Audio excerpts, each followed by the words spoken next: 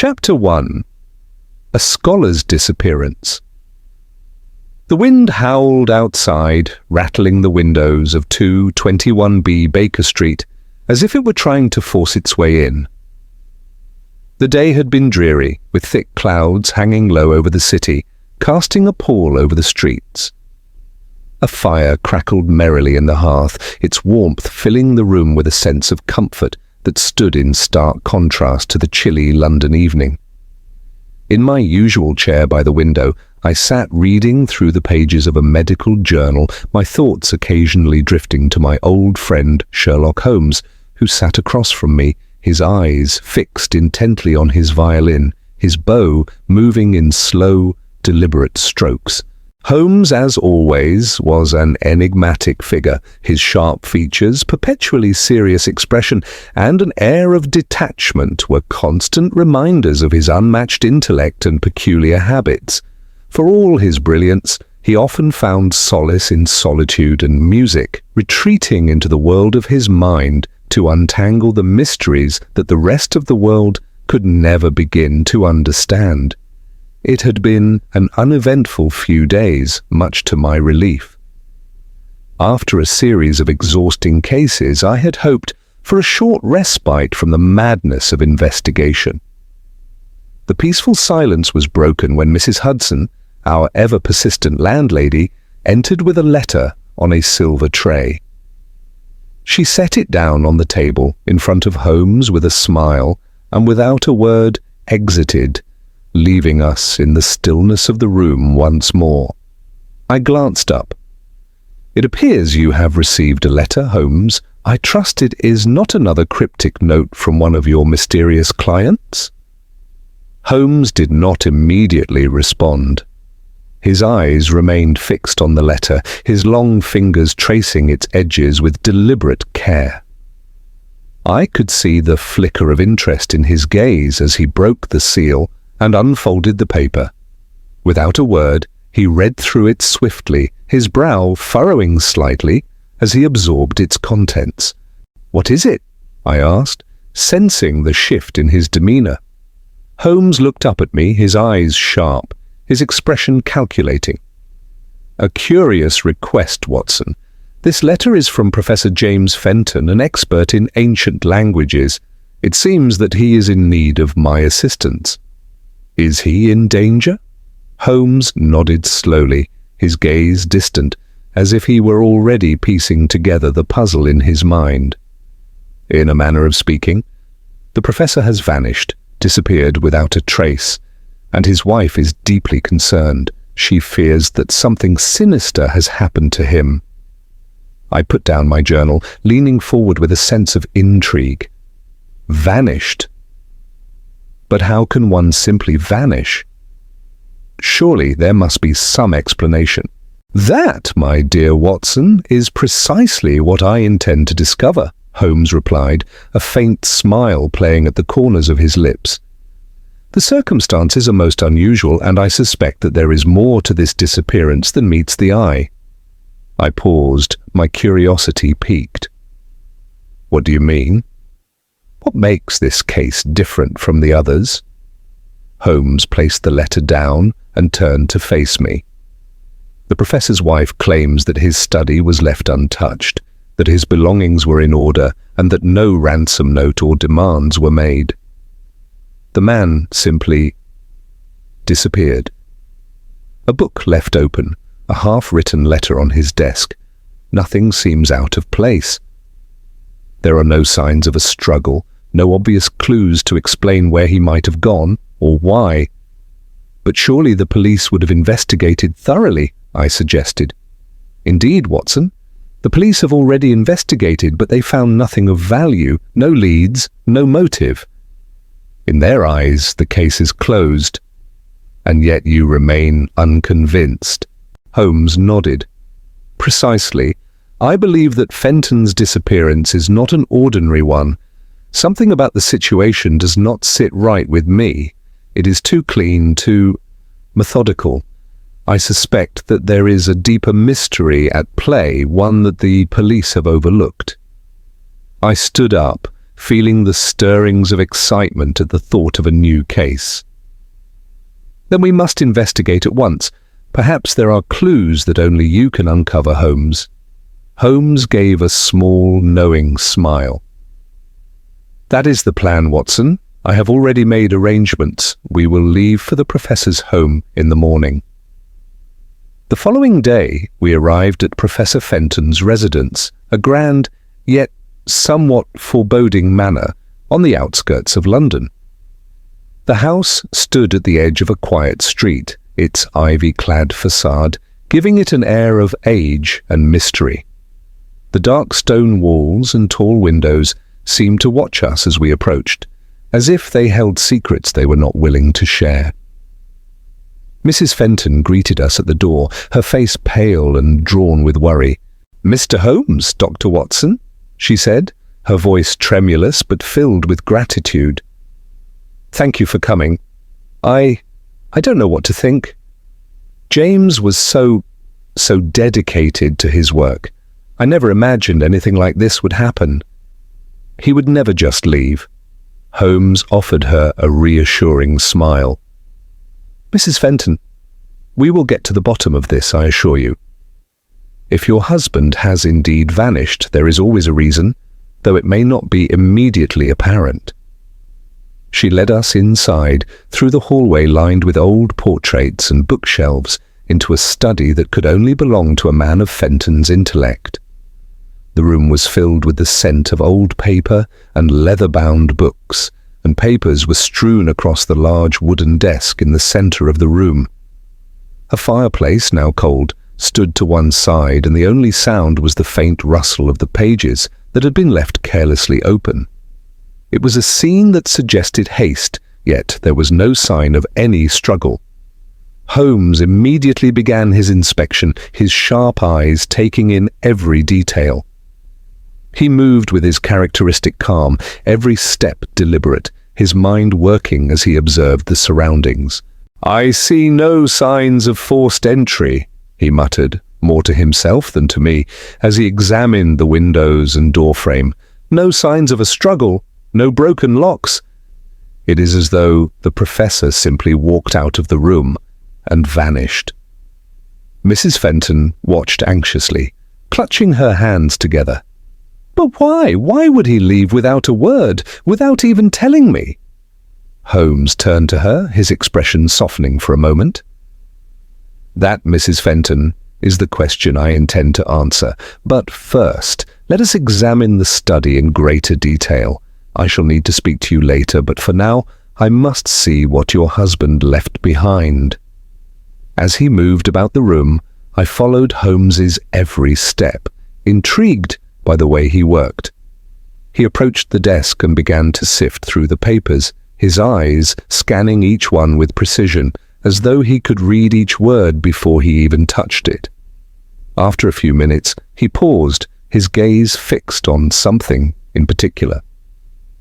He picked up a book, its cover worn, and turned it over in his hands. "A translation of an ancient text," he said quietly, his fingers brushing over the faded ink. "This, Watson, is what the Professor was working on, a task that required much dedication, but what is curious is the way he left it. Open, yes, but with no indication that he was in the midst of anything important." Holmes's eyes narrowed as he turned the pages, pausing on a particular passage. And yet, this is not merely academic curiosity. There is something more here, something hidden in plain sight. I looked at him in confusion. "Something hidden? What do you mean?" Holmes did not immediately answer. Instead, he continued his examination, his brow furrowed in concentration. It was clear to me that he had already begun to unravel a thread, and I had little doubt that the mystery of Professor Fenton's disappearance would soon become far more intricate than we could have imagined. As Holmes and I continued our investigation, one thing became clear: the Professor's vanishing was no accident. The pieces were beginning to fall into place, and I could sense that we were on the cusp of uncovering something far larger than a simple missing person case. I knew that it was only a matter of time before Holmes would reveal the truth behind the mysterious disappearance of Professor James Fenton. Chapter 2. Fenton's Study. The morning after we received Professor James Fenton's mysterious letter, Holmes and I made our way to the professor's home. It was situated on the fringes of London, in a more sombre part of the city, where the buildings stood stoic and tall, much like the grey clouds that often enveloped them. As we neared the estate, the large iron gates creaked open at our approach, and we followed the narrow, winding path up to a mansion that was as imposing as it was ancient.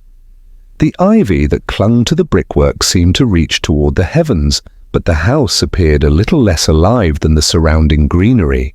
Mrs. Fenton had greeted us with an air of anxious resignation, leading us through the darkened hallways of her home.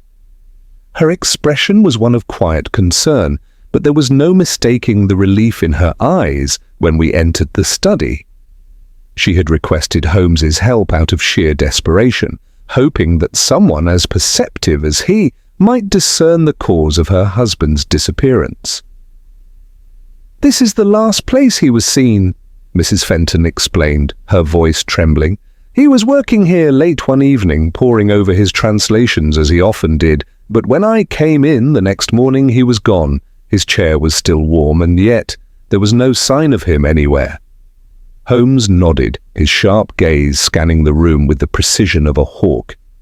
The study, unlike many that one might expect from a man of Fenton's academic stature, was not cluttered with scattered notes and books in disarray. Instead, it was eerily tidy. A large mahogany desk dominated the room, piled high with tomes and papers. The floor was polished, the rugs carefully arranged, and the shelves were neatly ordered with an impressive collection of scholarly texts.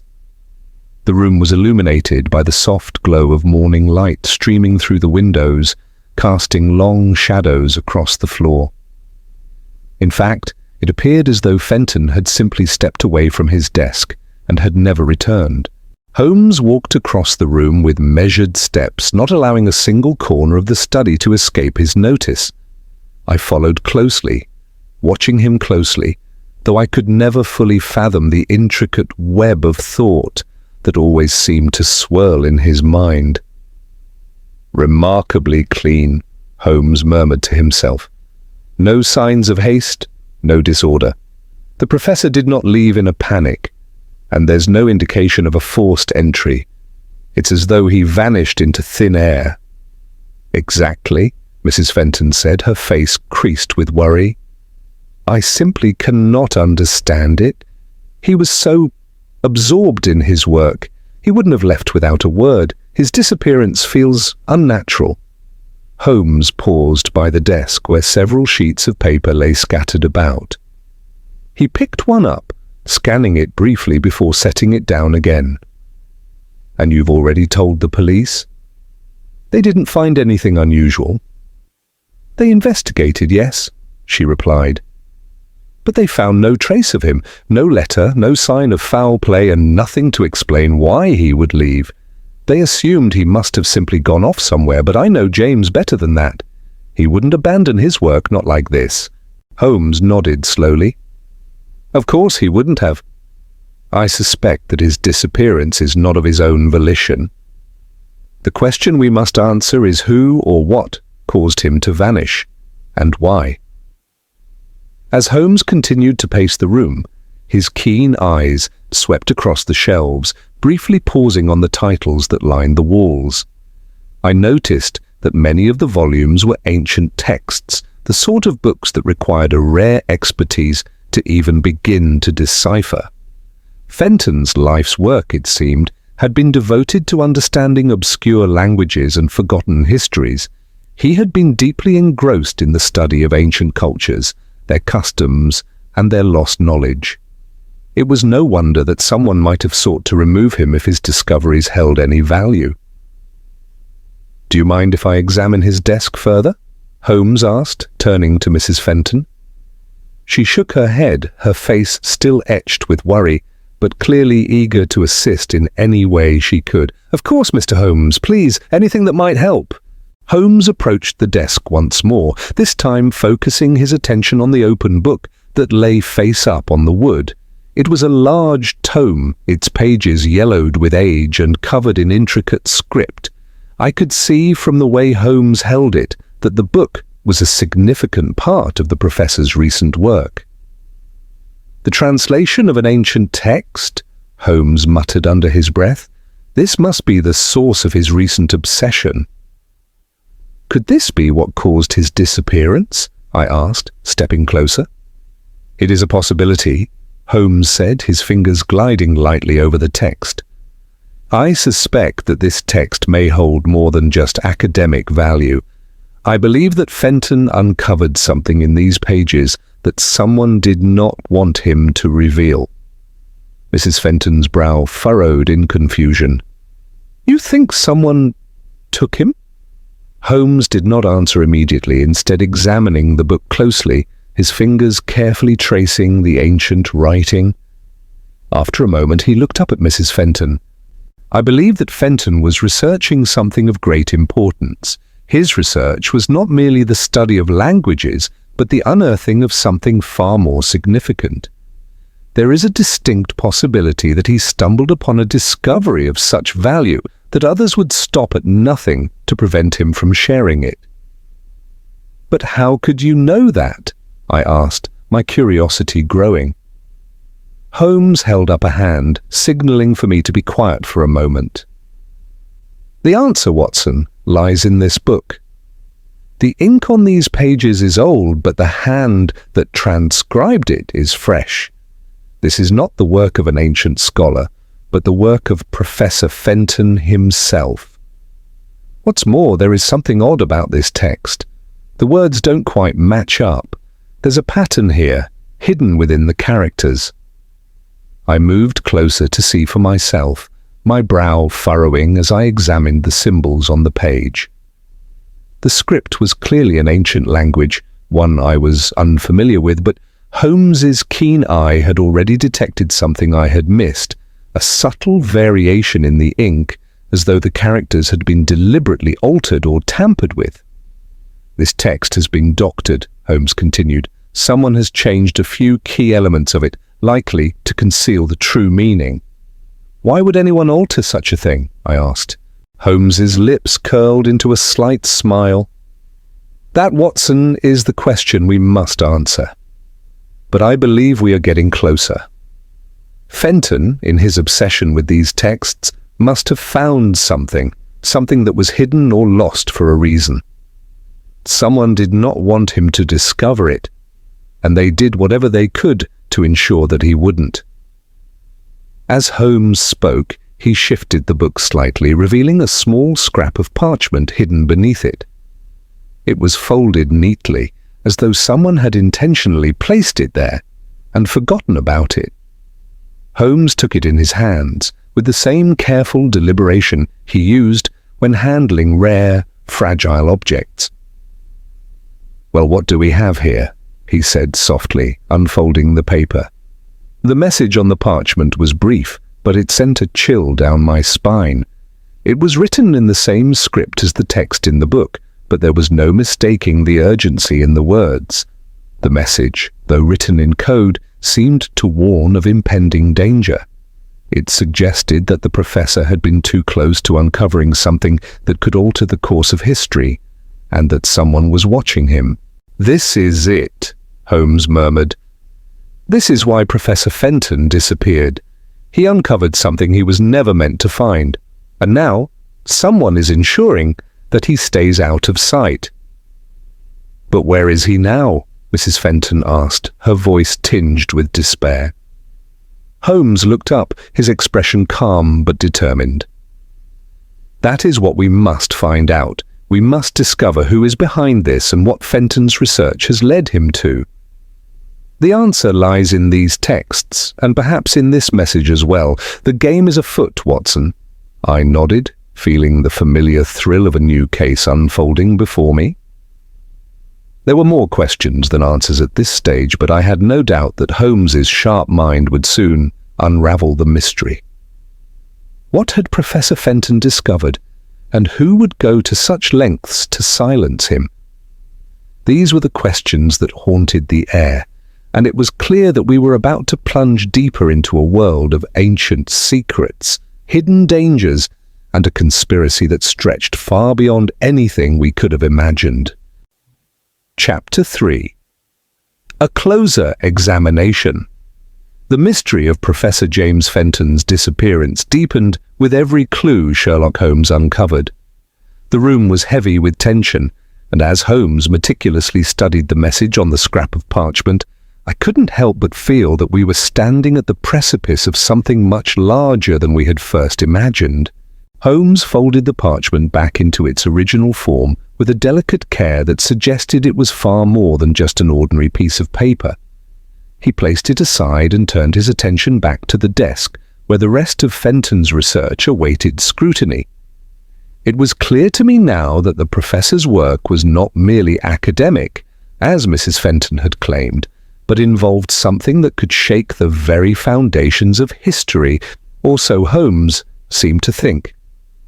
I stood near the window, gazing out at the quiet street, lost in thought. The morning fog had lifted slightly, though the air still held a damp chill that seemed to seep into the bones. The peacefulness of the outside world felt out of place in the midst of the puzzle we were piecing together inside. I could not help but wonder, what had Fenton uncovered? And why did it seem that the world was determined to keep it hidden? "Holmes," I said after a moment of silence, "is there any other clue that might give us more insight into what Fenton was involved with?" Holmes didn't answer immediately. His gaze lingered on the open books and scattered notes, his mind clearly working through a series of deductions that I could not follow. Finally, he broke his silence. "The books, Watson? It is here that Fenton's secret lies. His obsession with ancient languages is not the whole story. The fact that he altered some of the text in his translation suggests a deliberate manipulation of information. The professor may have been working on something far more dangerous than anyone suspected." I turned back toward the desk, where Holmes was now examining a set of notes that appeared to be Fenton's translation work. The notations were meticulous, and some passages appeared to have been crossed out in haste, yet as Holmes picked up the pages and ran his finger down the lines, a sudden realization seemed to strike him. "I was right," he said softly, more to himself than to me. "Look here, Watson. These markings, they are not simply corrections. They are references to something else entirely." I moved closer, squinting at the paper. Holmes pointed to a line of text that had been circled several times. The words were obscure, but the phrase "the forgotten temple" stood out to me, highlighted in what appeared to be ink of a different hue. "Do you see?" Holmes asked, his voice sharp with excitement. "This is the clue we have been searching for, the forgotten temple. It refers to a place lost to history, a site of great importance that has been all but erased from the records. It seems that Professor Fenton stumbled upon a reference to it in his research, and that is why he was so eager to continue his work.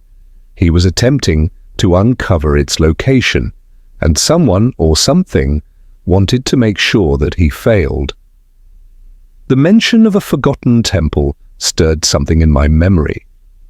I had heard of similar legends, ancient sites said to be the repositories of knowledge and power, which had vanished without a trace. Whether these stories were mere myth or based in truth was a subject of debate, but Holmes's belief in the professor's discoveries seemed to lend them an air of credibility that was hard to ignore. "If Fenton was investigating the location of this temple," I said, "then it's possible that whoever is responsible for his disappearance is trying to keep its secrets hidden, perhaps for some political or historical reason." Holmes nodded, but his expression remained unreadable. Indeed. But the question remains, why now? Why would someone go to such lengths to stop him? It is likely that he uncovered something recently, a clue that set him on a new path, one that led him dangerously close to the temple's true location. I could see that Holmes was already piecing together a theory in his mind. He took the parchment with the strange coded message, the one that seemed to confirm his suspicions, and examined it closely once more. "The message," he muttered. "It's a warning. It wasn't just written in haste. It was designed to be cryptic, to throw anyone off the trail. But why warn him? Why not simply silence him outright?" "Perhaps Fenton had already made the discovery," I suggested. "Perhaps the person who wrote the warning wanted him to stop before it was too late." Holmes considered this for a moment. "That is certainly a possibility. It suggests that Fenton's research had taken a dangerous turn, and he may have been in contact with someone who knew too much. This, however, still does not explain the absence of any other trace of the professor. If he had been warned, why did he leave so abruptly without taking any precautions?" The room fell silent again as Holmes pondered the puzzle before him. The fire crackled in the hearth, its warmth doing little to ease the growing chill of uncertainty. I could sense that Holmes's mind was racing, but he kept his conclusions to himself, as he always did when on the verge of something important. "I believe," Holmes said finally, turning away from the desk, "that we should visit the place where Fenton last worked, the university where he taught. Perhaps there we can find more answers. We may also find someone who knows more about his recent activities, someone who might have witnessed a change in his behavior, something that might explain his sudden disappearance." Mrs. Fenton, who had been sitting quietly in a chair nearby, looked up at us with a mix of hope and fear in her eyes. "Will you be able to find him?" she asked, her voice soft but filled with urgency. Holmes gave her a reassuring smile, though it was clear he did not share her optimism. "We will do everything we can, Mrs. Fenton. I believe that we are on the right track, but we must move quickly. Time may be running out for your husband." The university was not far from the Fenton residence, and we arrived within a half hour of leaving the house. It was an imposing structure, with grey stone walls that towered over the cobblestone path leading to its entrance.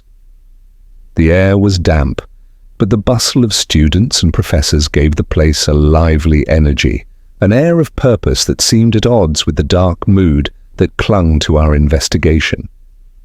We made our way to Fenton's office, a small, book-lined room tucked away in the corner of a quiet hall.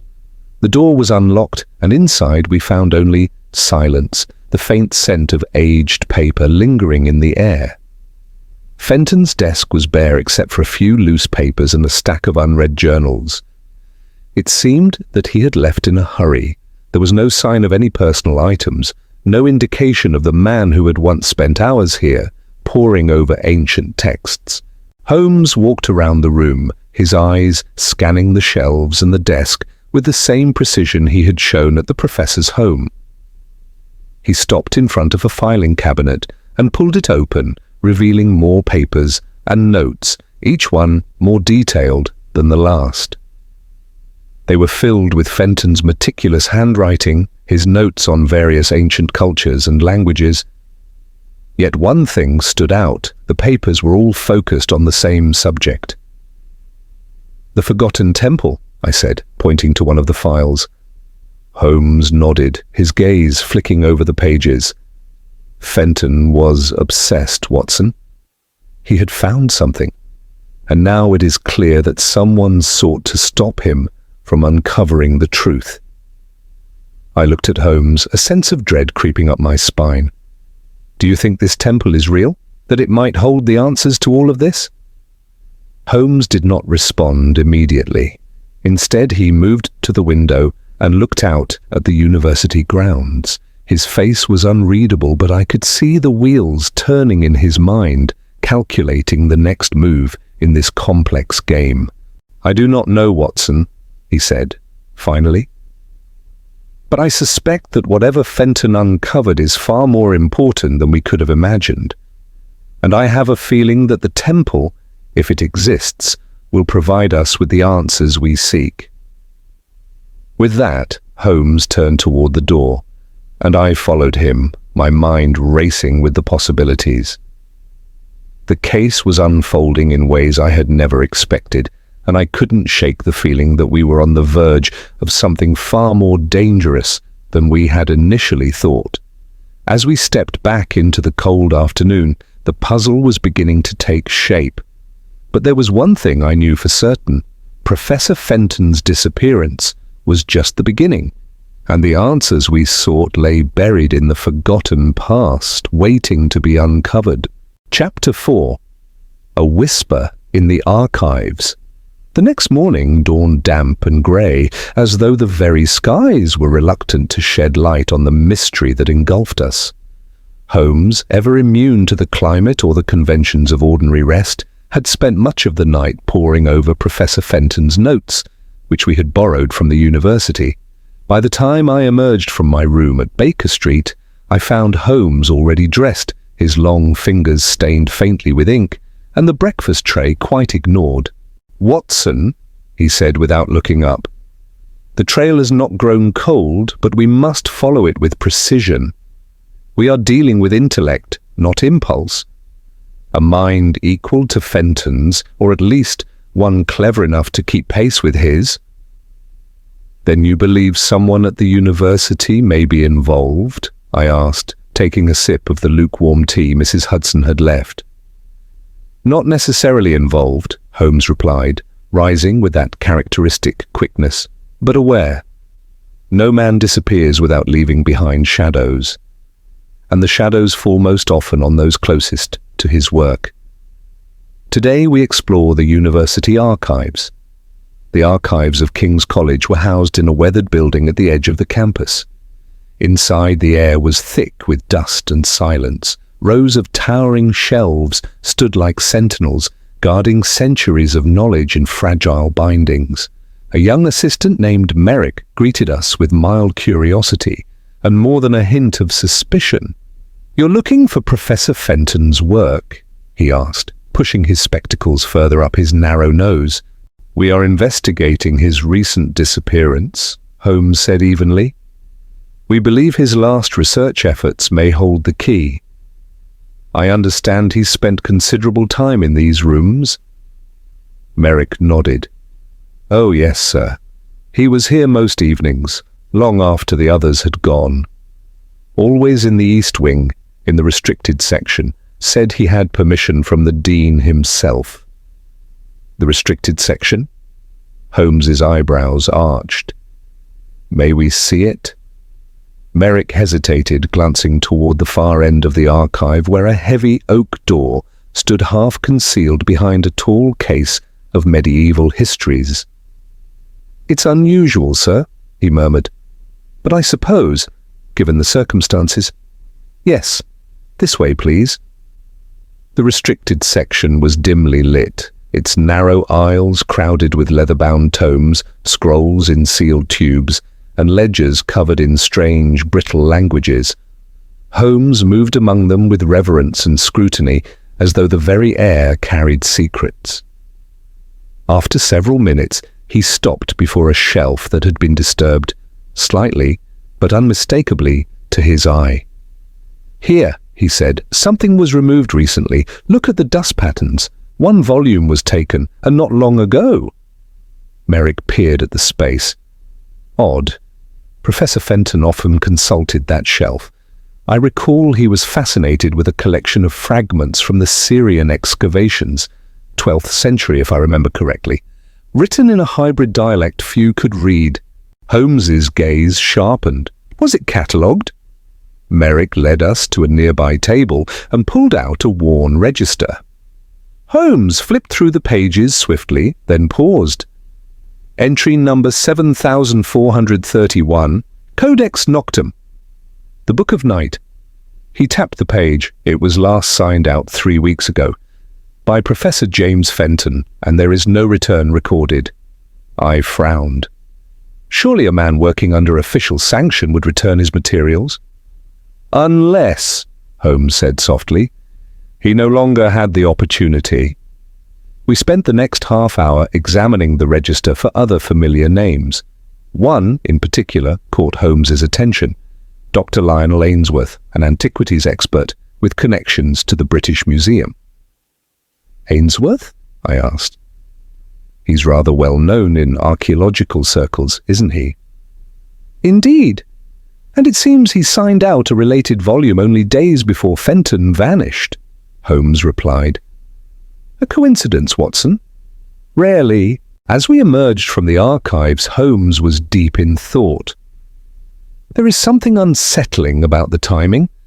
If Fenton consulted the Codex Noctum before he disappeared, and Ainsworth consulted its companion text days earlier, there may be a link. Fenton's wife said he had become increasingly paranoid in his final weeks. If he believed someone was following him, it may have been Ainsworth or an associate. We returned to Baker Street just after 2 o'clock. Holmes settled into his chair, folding his long legs beneath him and lighting a pipe. I took a seat opposite, and we sat for a time in silence as he processed the morning's discoveries. Eventually, he spoke. Consider, Watson, a scholar working in obscurity stumbles upon something momentous, something hidden, perhaps for centuries. He consults obscure texts, likely encrypted or deliberately mistranslated over time, and then he disappears without violence, without trace, leaving behind only cryptic messages and half-finished translations.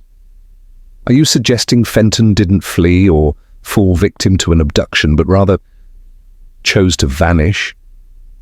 I suggest, Holmes said slowly, that he may have felt his only hope of survival lay in removing himself from the equation.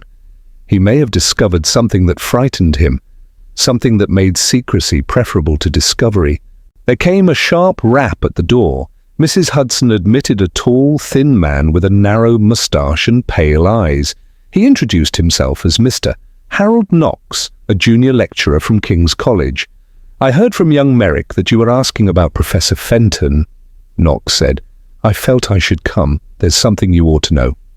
Holmes gestured for him to sit. We're listening. Mr. Knox cleared his throat. I don't want to speak ill of a colleague, but... Well, Fenton had changed. He was distracted, secretive. He stopped attending lectures, avoided meetings. At first, we thought he was simply immersed in his research, but then he started accusing people of spying on him, said someone was tampering with his work. I even saw him destroy a manuscript one night, tore the pages to bits. Holmes leaned forward. Do you know which manuscript? It was one of the Syriac fragments from the archive. He said it contained a lie, something intentionally falsified. He kept muttering about protecting the truth beneath the lie. I scribbled notes rapidly. Did he ever mention the Book of Night? Knox's eyes widened slightly. Yes, once. He said it wasn't a book at all, but a key. Holmes smiled faintly. Thank you, Mr. Knox. You've been most helpful. After the man left, Holmes stood at the window, watching the darkening street. It's beginning to make sense, he murmured. The Book of Night is not merely text. It's a cipher, a threshold. Fenton believed that what he had discovered was not just knowledge, but access. The temple, Watson, may be more than ruins. It may be a chamber, a repository, hidden and protected for centuries, and revealed only to those who decode the key. And Ainsworth? I asked. He may know more than he has revealed. I propose we pay him a visit tomorrow, but we must tread carefully. Fenton vanished in pursuit of knowledge. If someone else believes that knowledge is theirs alone to guard... Holmes trailed off, his expression hardening.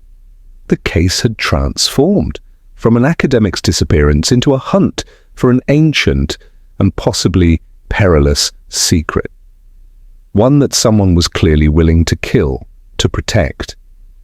That night, the fog returned, thicker than before, and with it, a creeping sense that we were not merely observers of history, but participants in a game as old as knowledge itself. The shadows had deepened, and they were watching. Chapter 5. The Man from the Museum. The following morning was brisk and bright, a rare burst of sunlight cutting through the lingering fog that had settled over London like a veil. Sherlock Holmes and I made our way through the busy streets toward Bloomsbury, where the great stone facade of the British Museum loomed with its usual dignified silence. Within its vast halls was our next destination, the office of Dr. Lionel Ainsworth. Holmes was in one of his more silent moods, his long strides purposeful, his face a mask of focused resolve. I had long since learnt not to interrupt him during such spells. His mind, like the mechanism of a watch, moved with a quiet precision that demanded absolute concentration. We were met at the entrance by a steward who informed us that Dr. Ainsworth was engaged in cataloguing a new Mesopotamian exhibit, but would receive us shortly. We waited in a room lined with glass cases, rows of ancient tablets, pottery shards and time-worn tools, all arranged with reverent care. I found myself wondering how many secrets were locked in those artifacts, misinterpreted or simply ignored. Soon a door opened and Dr. Lionel Ainsworth entered. He was a man of late middle age with thinning silver hair and an impeccably tailored suit. His manner was polished, though not without a trace of arrogance. He shook Holmes's hand without enthusiasm. "Mr. Holmes," he said, glancing at me briefly. "And Dr. Watson, I presume? I understand you are looking into the regrettable absence of our mutual colleague, Professor Fenton." "Indeed," Holmes said, "and I trust you might help us illuminate the nature of his most recent studies." Ainsworth offered a tight-lipped smile. "To the best of my knowledge, Fenton was pursuing one of his usual archaeological fantasies. He had a flair for the dramatic, always chasing legends and lost temples. Brilliant, of course, but easily distracted by myth over evidence. He seemed convinced that he had found something of great importance," Holmes said calmly. He spoke to several associates about a key and the Book of Night. "Do you deny having consulted that volume yourself only days before his disappearance?" Ainsworth's expression remained unchanged, but a slight tightening of the jaw did not escape Holmes's notice. "I accessed the text, yes. We left soon after." As we stepped back out into the sunlight, Holmes's eyes glinted. "He knows more than he told us," Holmes said. "He's too composed, too dismissive, and that remark's close to something." That was no idle comment. "You believe Ainsworth is involved?" "I believe he sees himself as a gatekeeper." He referred to history as though it were something to be curated, controlled. If Fenton uncovered something meant to remain hidden, Ainsworth might have reason to silence him or assist someone else in doing so. "But why wouldn't he simply deny involvement?" I asked. "Why admit anything at all?" "Because admitting a little makes the lie more palatable," Holmes replied. "It offers the illusion of transparency." That afternoon we returned to Baker Street. As Holmes sifted through the notes again, a knock came at the door. This time the visitor was unexpected. She was tall, with an angular face framed by auburn curls, dressed plainly, but with a certain elegance. Her eyes were sharp, intelligent, and wary. "I am Eleanor Drake," she said. "I was a research assistant to Professor Fenton. I heard you're looking into his disappearance." Holmes gestured for her to enter. "Indeed, Miss Drake. Your timing is most opportune." "I've kept quiet because I was warned," she said, as she sat, glancing once toward the window. "I don't know by whom. I received an unsigned letter the day after the professor vanished. It told me to destroy my notes and forget everything I'd seen." "Did you comply?" Holmes asked. She reached into her coat and withdrew a small journal. Number the Y made copies before I burned the originals. Holmes took the journal and flipped through it with keen interest. The entries were in a small, tidy hand. Several passages had been circled in red. Most striking among them were references to a phrase, lux ex tenebris, light out of darkness. Fenton believed that knowledge was deliberately buried, Eleanor continued. Not just lost, but suppressed. He said the temple, if that's what it is, contains texts that contradict everything we know about ancient history. And you believed him? I asked. She hesitated, then nodded. He wasn't mad, Doctor Watson. He was terrified, yes, but sane. He had deciphered something, and then everything changed. Holmes looked up from the journal. Did he say where the temple might be located? He thought it was somewhere in the Levant, she replied, but not above ground. He believed it had been buried, intentionally. A crypt or chamber, sealed off and masked by later civilizations. The last time I saw him, he was preparing to visit a man who had helped him authenticate some of the fragments. Chapter 6. The Dealer of Shadows. The shop was nestled at the crooked end of a back lane in Whitechapel, behind a sagging row of shuttered grocers and pawn shops. Its window, half covered in grime, bore the faded stenciling of the name M. Kazarian, Antiquities and Curios. A wind chime of bones clattered faintly above the door as we entered, the sound brittle and eerie. Inside, the air was thick with incense and old dust. Shelves creaked under the weight of relics, rusted blades, cracked statuettes, faded coins, and curious scrolls sealed in wax. A lantern flickered behind the counter, casting warped shadows across the walls. Behind it stood a small, wiry man in a worn waistcoat, his narrow eyes regarding us with cautious interest.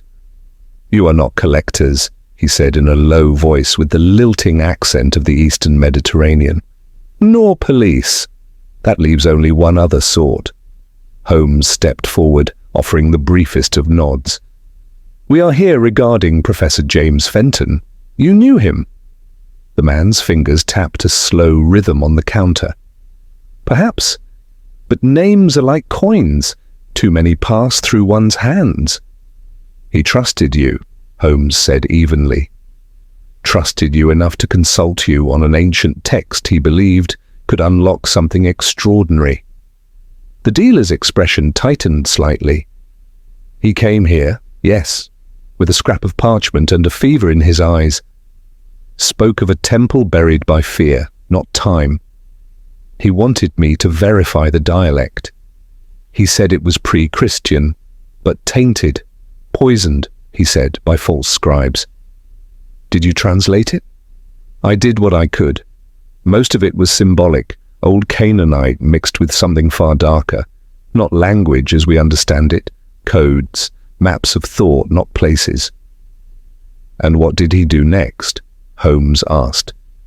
Kazarian hesitated, then stepped out from behind the counter and led us to a back room. He opened a wooden chest and removed a small, worn oilskin pouch. Inside it was a single page, parchment, covered in thick, angular glyphs, drawn in what looked like dried rust. "He left this with me," the dealer said.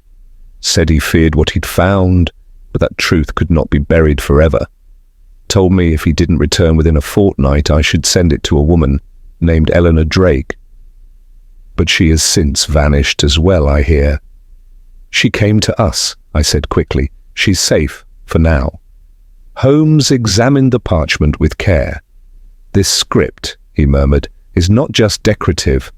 The symbols are arranged mathematically. Each line forms a progression, a key within a key."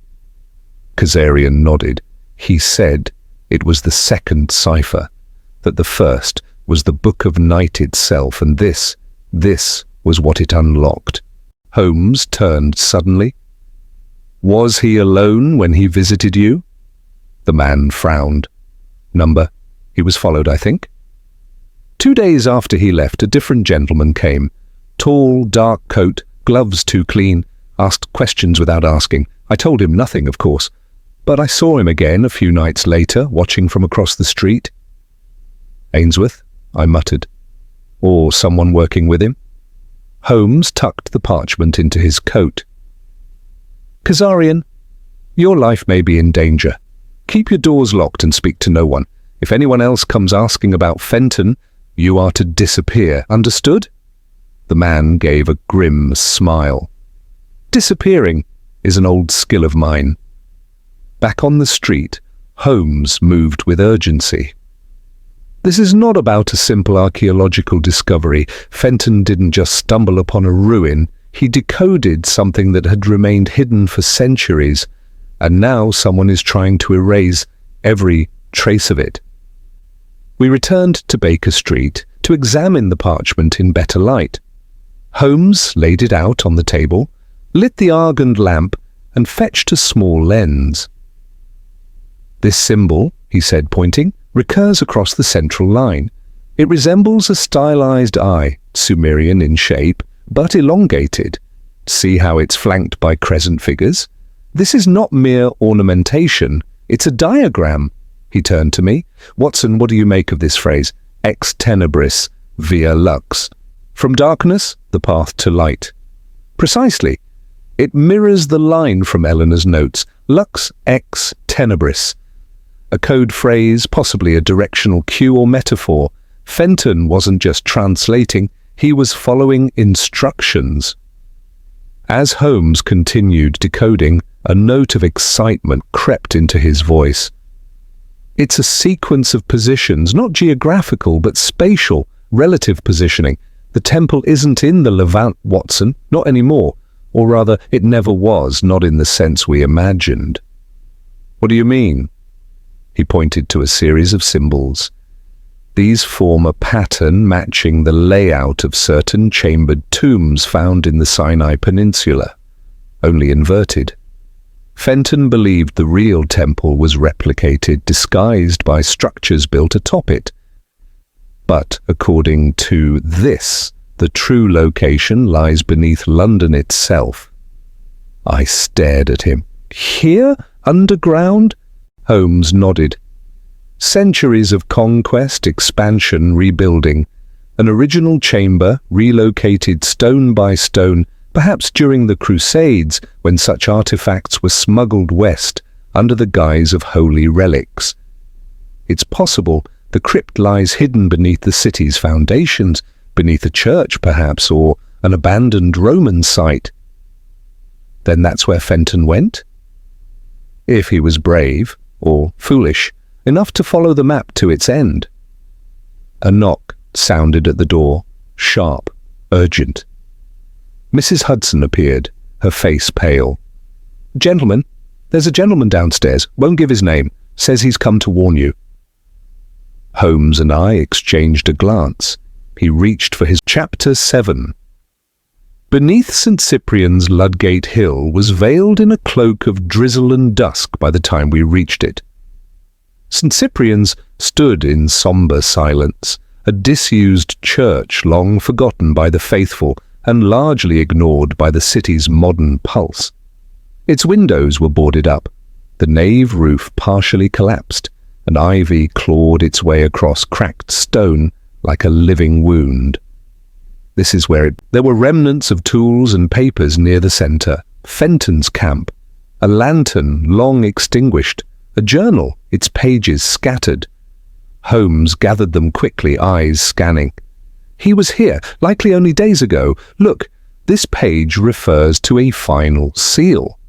A slab bearing the eye, locked by incantation. He believed the chamber held not merely knowledge, but the original texts, unedited, unbroken. Truths that would upend historical narrative. My eyes caught something further ahead, a raised dais with a flat stone altar, and behind it a wall of carved script, gilded in places. At its centre, the eye, just as described in the parchment. A crude, circular. The man emerged fully, his face pale and drawn, his eyes wild with equal parts fear and fury. "You shouldn't have come," Ainsworth said. "You've no idea what you're interfering with. This place, it's not a temple, it's a tomb for knowledge too terrible to resurface." "You tried to stop Fenton," Holmes said evenly, "but not out of malice, out of fear." "He was obsessed," Ainsworth snapped. "He wanted to unlock it, to publish it. Don't you understand? These aren't myths, they're warnings. History's purged for a reason. There are truths that kill the minds that grasp them." He rose and crossed to his desk, removing an envelope. Inside was a writ, freshly signed by a judge with whom Holmes maintained quiet influence. A copy of his own report to the Home Office was enclosed, veiled in references to a hazardous collapse and the urgent need for sealing the lower crypts. "Within the week," he said, "St. Cyprian's will be bricked over and declared structurally unsound. The temple will be forgotten, again." "And what of Eleanor Drake?" I asked. Holmes paused. "She's been relocated to a safe house under the protection of Mycroft. She remembers very little of her final days with Fenton. A mercy, perhaps, but she will not speak of this to anyone again." A sharp knock came at the door. Mrs. Hudson appeared, flustered. "It's that gentleman again, sir, Mr. Rook." Holmes nodded. "Send him up." Michael Rook entered, soaked and pale, but more composed than during our last meeting. He held a bundle, wrapped in oilcloth. He looked up. It may be the reason Ainsworth survived as long as he did. Rook hesitated. "Then you'll preserve it?" "No," Holmes said quietly. "I'll send it to Mycroft and he will lock it away where no one will ever read it again." Rook nodded, perhaps expecting that answer. "Then my part in this is over." He left without another word, vanishing into the rain. Later that evening, Holmes and I sat alone once more, the case closed in every visible sense. "You know," I said, "for all your logic and science, you treated this affair with surprising reverence." Holmes's smile was faint and fleeting. "I have no patience for superstition, Watson, but I do acknowledge one thing. There are ideas older than reason, and older still than man." He rose and stood by the window, gazing out over the gaslit street. "There is a comfort in puzzles," he said. "They have answers, rules.